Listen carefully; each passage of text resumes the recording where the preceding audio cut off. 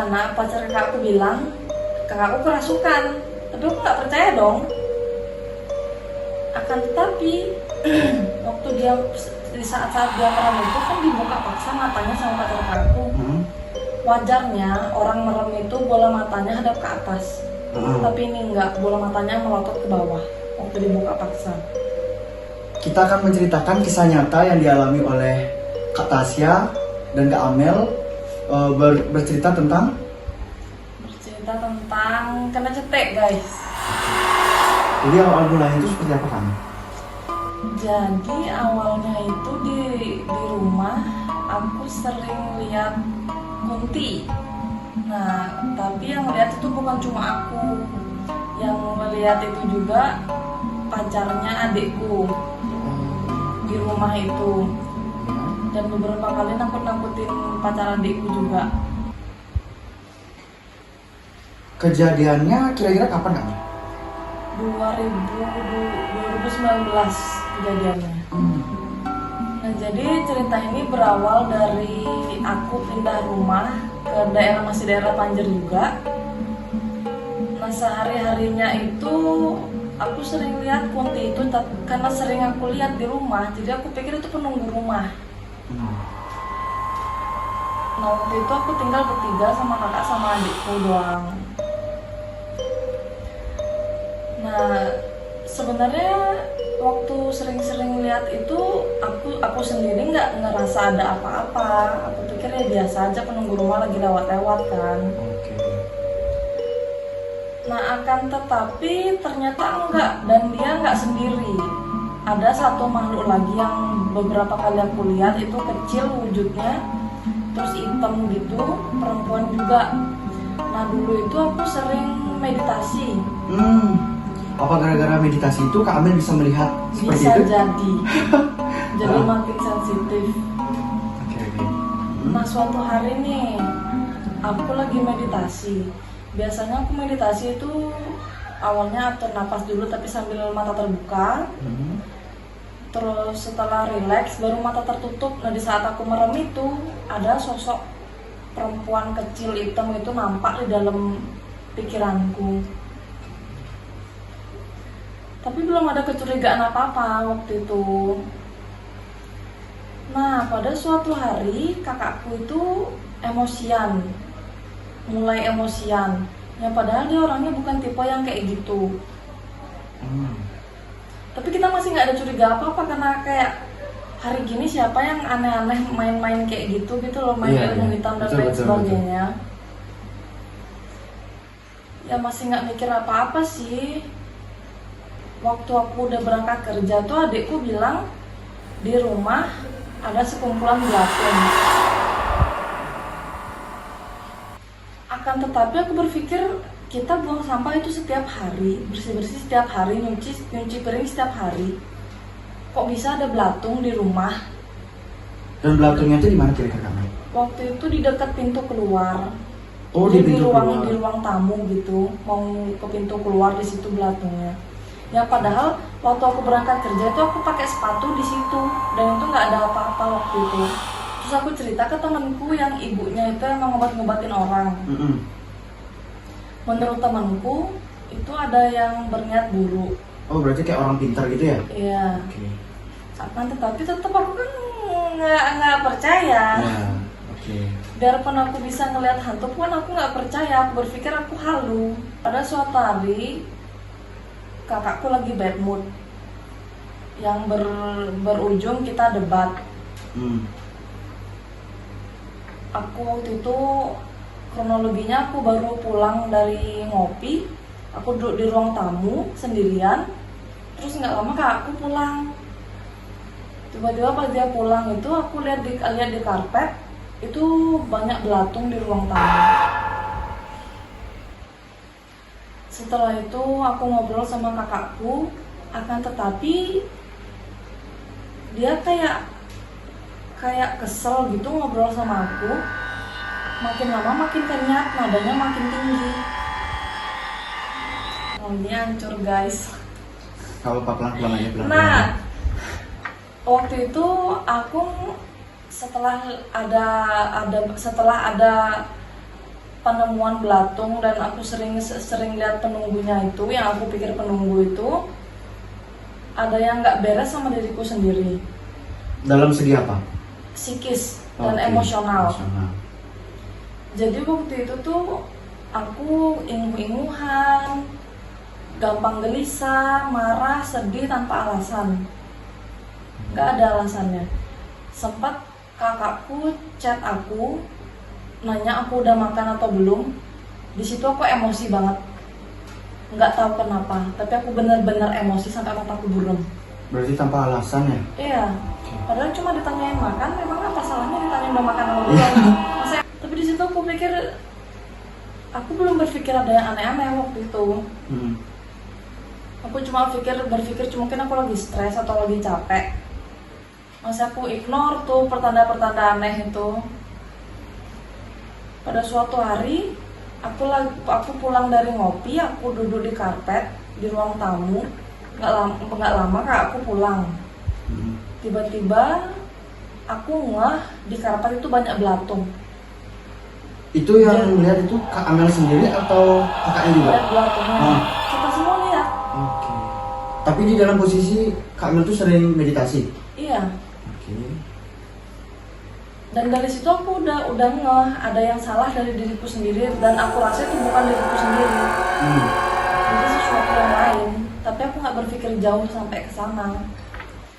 Nah, kakakku pulang, kita ngobrol-ngobrol, makin lama ngobrol, nada kakakku makin tinggi dan makin kenyat. Karena aku posisi psikisku terganggu, akhirnya aku bentak dia. Aku bentak kayak, ngapain kakak kenyat sama aku? Terus dia teriak, nggak ada kakak kenyat. Jadi kenyat itu buat teman-teman, kenyat tuh kayak lebih susah terkontrol ya, lebih emosinya tuh lebih lebih batas manusia gitu. Gitu. Oke, lanjut Kak Amel.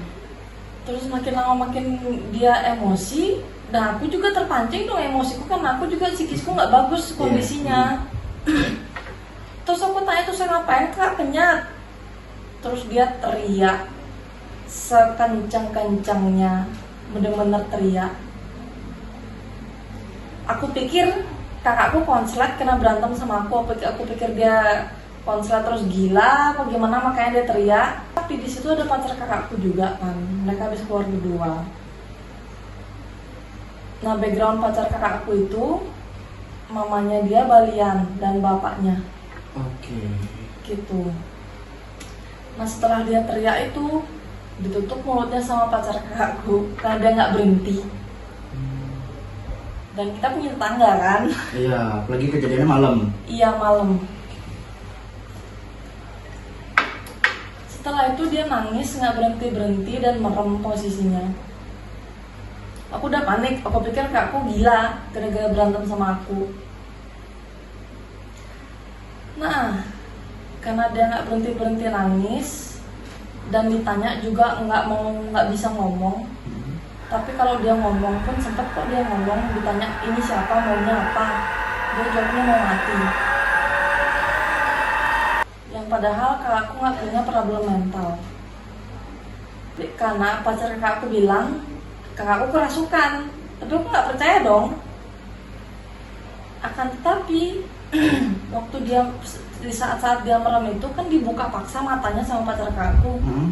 Wajarnya orang merem itu bola matanya hadap ke atas, tapi ini enggak, bola matanya melotot ke bawah waktu dibuka paksa. Terus dia omong juga, terus jawabannya mau mati.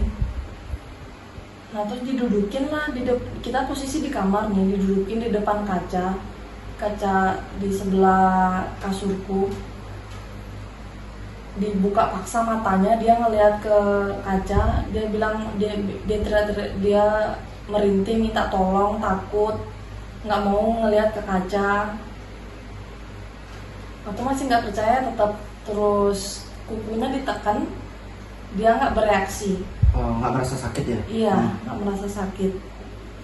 Aku masih nggak percaya tapi, nah kemudian tangan kakakku dibakar pakai korek. Dari situ baru aku percaya bahwa ini something else. Dari situ baru aku berpikir kita butuh bala bantuan. Lalu kita manggil mamanya pacar kakakku. Yang kebetulan dia bisa mengobati. Iya. Oke. Nah di situ kita ritual-ritual lain sebagainya, melakukan ritual pengusiran setan. Tapi susah banget keluarnya. Dengan cara apa itu Kak? Kira-kira? Dengan cara pakai tirte, pakai dukung. Tapi dia kayak belum mau keluar. Makin lama kelamaan muka kakakku berubah jadi muka nenek-nenek. Berarti sekilas gitu ya? Nggak sekilas. Bener-bener berubah kayak nenek-nenek, raut wajahnya dia sambil nangis. Di posisi itu siapa aja kira-kira yang lihat Kak? Di Berarti situ semua? Ada aku, pacar kakakku, dan mama pacarnya. Pas ritualnya itu berarti di dalam rumah atau? Ya di dalam rumah. Sebenarnya aku ada videonya. Ada somewhere video itu sebagai kenang-kenangan. Oke. Lakukan ritual, akhirnya mau terusir keluar dari badan kakakku. Terus kita tanya dong apa yang dia lihat di kaca tadi. Katanya dia lihat nenek-nenek, bukan lihat dirinya sendiri. Ternyata ada orang yang nggak suka sama kakakku dan ngirim Kunti, dan Kunti kecil itu tadi. Oh, Kunti. Iya, ngikutin kakakku. Dan dilakukan ritual lagi untuk pembersihan, melukat. Di situ kakakku kesurupan lagi waktu proses. Dia ketawa kencang kayak kuntilanak di film-film. Kerasukan lagi.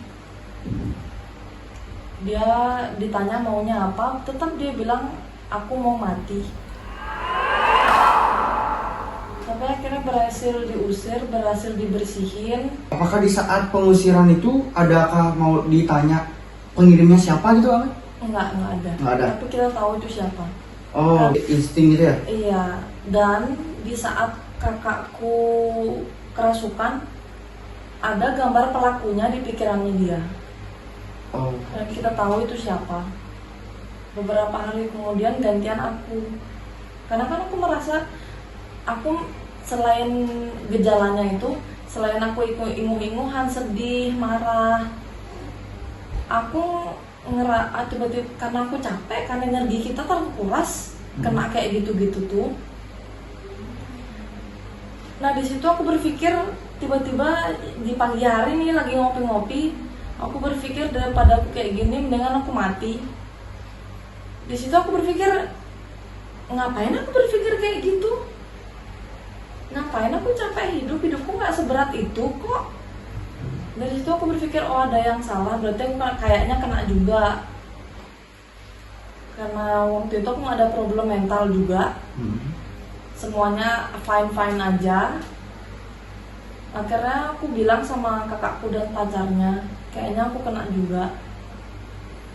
Ya udah, terus aku ke Pak Jeru itu, dicek, melukat, dibersihin lain sebagainya. Ternyata iya, aku juga kecipratan sakit itu. Terus dari situ aku baru pikiranku baru connect bahwa Kunti yang biasa aku lihat itu bukan penunggu. Dia itu siluman orang yang mau nyakitin kita. Dan selain aku yang lihat, ada teman-temanku yang lain juga yang beberapa kali main ke rumah tuh digangguin juga. Kayak tiba-tiba dia tuh nampak di depan muka banget. Atau itu nampaknya kira-kira di siang hari kah atau di siang hari ada, malam hari ada, nggak kenal jam. Nah setelah aku melukat dan dibersihin, aku juga udah, rumah kita pun akhirnya dibersihin. Dari cerita ini tadi, aku akhirnya paham sama diriku sendiri bahwa kalau ada apa-apa, aku tuh kenal sama diriku sendiri. Jadi kalau ada yang aneh itu aku tahu, aku ngeh. Walaupun aku nggak sepenuhnya tahu kenapa apa yang terjadi. At least aku tahu ini bukan diriku atau ini diriku gitu. Dia self awarenessku lumayan lah untuk survive, cukup untuk survive. Oke, jadi seperti itu cerita cetik ya Kak Amel ya, yang bisa dibilang ya. Cetik kisah nyata dari kakaknya Kak Amel beserta Kak Amel pribadi. Jadi buat teman-teman khususnya lebih hati-hati dan kenali diri kalian sendiri agar di saat terjadi apa-apa maupun itu medis, psikis, emosional ataupun fisik, kita tahu dan kita perhatian terhadap warning yang badan kita kasih. Itu teman-teman. Jadi makasih ya Kak Mel udah mendampingi cerita malam hari ini. Terima kasih sudah mengundang, David. Oke, sekian, terima kasih.